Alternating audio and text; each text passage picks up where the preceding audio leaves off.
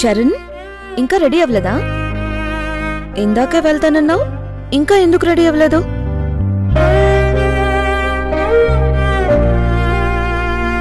నువ్వు చాలా సిన్సియర్ అని చెప్పావు కదా, మరి వర్క్ లోను టైమింగ్స్ లోను ఆ సిన్సియారిటీ డెడికేషన్ ఉండాలి కదా. తొందరగా రెడీ అయ్యి ఆఫీస్కి వెళ్ళు.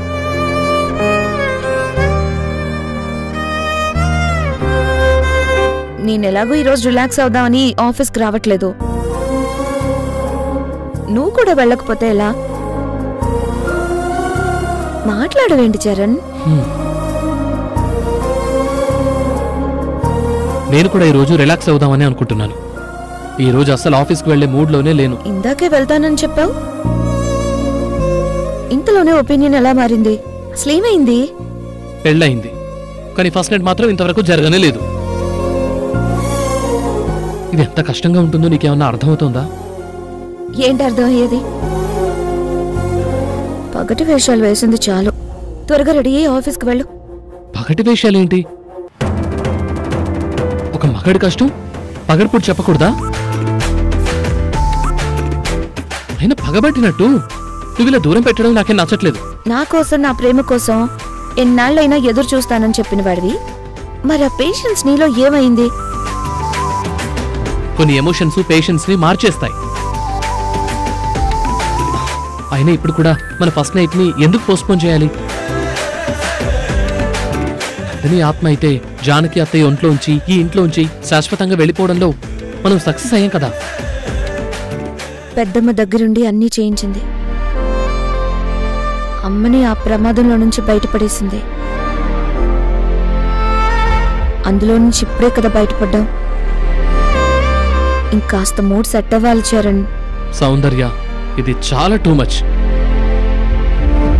చాలా పెద్ద ప్రాబ్లం నుంచి బయటపడి ఇంట్లో అందరం రిలీఫ్ అయ్యాం, హ్యాపీగా కూడా ఉన్నాం. కానీ ఇంకా మూడ్ సెట్ కాలేదంటున్నావు. నాకు అవన్నీ తెలీదు,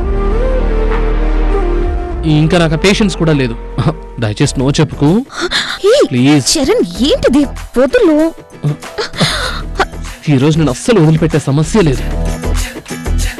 ఆఫీస్కి వెళ్లకుండా ఏంటి ఆత్రం? వదులు చరణ్, మరీ అదగా ఆఫీస్కి వెళ్ళు. సలహా చెప్తున్నావా, భయపడి చెప్తున్నావా?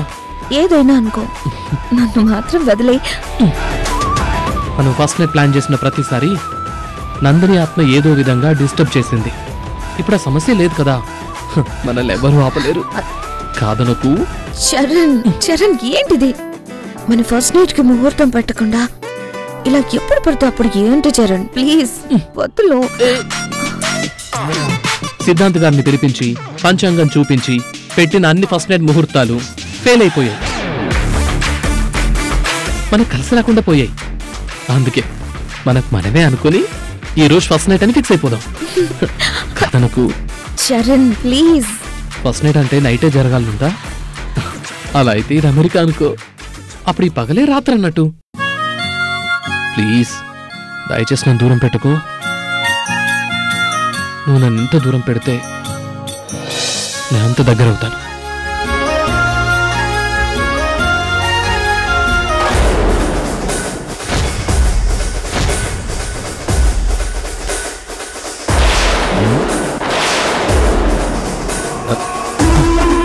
నక్షత్ర, నక్షత్ర ఏంటిది? టైం సెట్ చేసిన బాంబు మావయ్య. ఇది పేలితే 20 మీటర్ రేంజ్ వరకు చాలా పెద్ద బ్లాస్ట్ జరుగుతుంది. ఇక్కడ ఎందరున్నారో అందరూ చస్తారు. బాడీలో ఒక్క పీస్ కూడా గుర్తించలేని విధంగా బ్లాస్ట్ జరుగుతుంది. అందరినీ చంపైపోతున్నావా? అవును మావయ్య, ఈ రోజు వీళ్ళ చావు ముహూర్తం సెట్ చేశాను. దుర్గా వచ్చాక బటన్ ప్రెస్ చేస్తాను. ప్రెస్ చేసిన 20 మినిట్స్ కు బ్లాస్ట్ జరుగుతుంది. ఈ కుటుంబ చరిత్రే అంతం కాబోతుంది. అమ్మా నక్షత్ర, ఇది చాలా తప్పమ్మా. మీ అమ్మ భవానీని చంపింది ఆ మురారి మాత్రమే అయినప్పుడు మురారితో పాటు ఇంతమందిని బలి తీసుకోవడం చాలా తప్పమ్మా.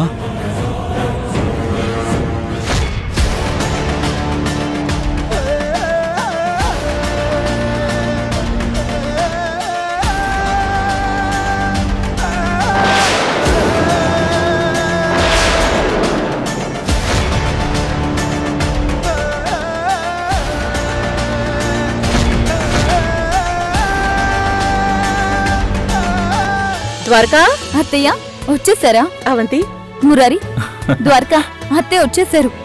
ద్వారకా ఇంకా అత్తయ్య మనతోనే ఉంటారు. అవంతి, నా చెల్లెలు జానకికొచ్చిన అన్ని సమస్యలు పరిష్కారం అయిపోతే ఆ ఇల్లు సంతోషంగా ఉందని నాకు నమ్మకం వచ్చిన తర్వాత ఇక నేను అక్కడ ఉండాల్సిన అవసరం లేదు. ఎప్పుడైనా చుట్టపు చూపుగా వెళ్ళొస్తే చాలు. చుట్టంగా మాత్రమే వెళ్ళండి, అంతేకాని మాకు చుట్టాన్ని వైపోయి ఇంకెప్పుడు దూరంగా ఉండకు. మావయ్య, దుర్గొచ్చేసింది. బటన్ ప్రెస్ చేస్తున్నాను. ప్రెస్ చేసిన వెంటనే మనం బయటకు వెళ్ళిపోదాం. ఓకే? అమ్మా నక్షత్ర, వద్దమ్మా. అంతమందిని చంపడం తప్పమ్మా. నా మాట వినమ్మా. మావయ్య, జంతువుల్ని వేటాడి ఆకలి తీర్చుకునే పులి గడ్డి మేయదు కదా. నువ్వు ఆపుతుంటే నాకు అలానే అనిపిస్తోంది. ఈ కుటుంబాన్ని నాశనం చేయాలని వచ్చిన వాళ్ళం. నీలో కూడా ఆ పగ ఉంది కదా. సడన్ గా నీలో ఇంత మార్పేంటి? నాకు చాలా ఆశ్చర్యంగా ఉంది. అయ్యో, నిజంగా ఆ దుర్గ నీకు చాలా మంచి అవకాశాన్ని ఇచ్చింది. నిన్ను ఎంతగా ద్వేషిస్తున్నా నిన్ను ప్రేమగా మార్చుకోవాలని చూసిందే కాని ఏనాడు నిన్ను ఇంట్లోంచి బయటికి పంపించలేదు. అలాంటి దేవాలయం లాంటి ఇంట్లో దుర్గ నిజంగా దేవతమ్మా. అలాంటి దుర్గని నువ్వు చంపడానికి వీల్లేదమ్మా. నా మాట వినమ్మా, ప్లీజ్. ఈ ఇంటి ఫుడ్ తింటూ వీళ్ళ మీద నీకు చాలా విశ్వాసం వచ్చేసింది, కానీ నాకు లేదు. నన్ను ఆపాలని చూడకు. అమ్మా, అమ్మా నక్షత్ర, అమ్మా నక్షత్ర, ఎంత పనిచేసావమ్మా. వద్దొద్దంటుంటే టైమర్ ఆన్ చేసావు. ఇదిగో ముందు బాంబు పేలకుండా ఆఫ్ చేయమ్మా. ఇక్కడి అందరి చావురాతలు దాంతోనే ముడిపడ్డాయి. అమ్మా, ఏంటమ్మా నీ మూర్ఖత్వం, ఆ పిచ్చి ఆవేశం. ఇదిగో ఆ బాంబు తీసుకెళ్లి బయట పడేస్తాను. నా ప్రాణాలు పోయినా పర్వాలేదు. ఆ దుర్గ గారు మాత్రం చావకూడదు. మావయ్య, మృత్యుతో చెలగాటం వద్దు. ఆ బాంబు ఇక్కడే పేలాలి. ముందు నువ్వురా, బయటకు వెళ్దాం. నీతో రానమ్మా నేను. ఇదిగో ముందు బాంబు తీసుకెళ్లి మైదానంలో పడేస్తాను. మావయ్య, నీకేమైనా పిచ్చి పట్టిందా? ఇక్కడ ఎవరు చూస్తే నీకేంటి? కట్టుకొని వీళ్ళందరూ చావాల్సిందే. అది కాదమ్మా. మావయ్య, ముందు నేను చెప్పేది విను మావయ్య. మావయ్య, వదలమంటుంటే. మావయ్య,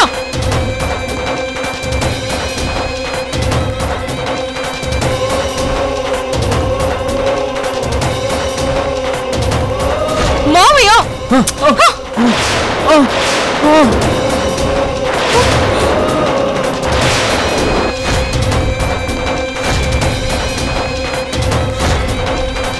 మావయ్య,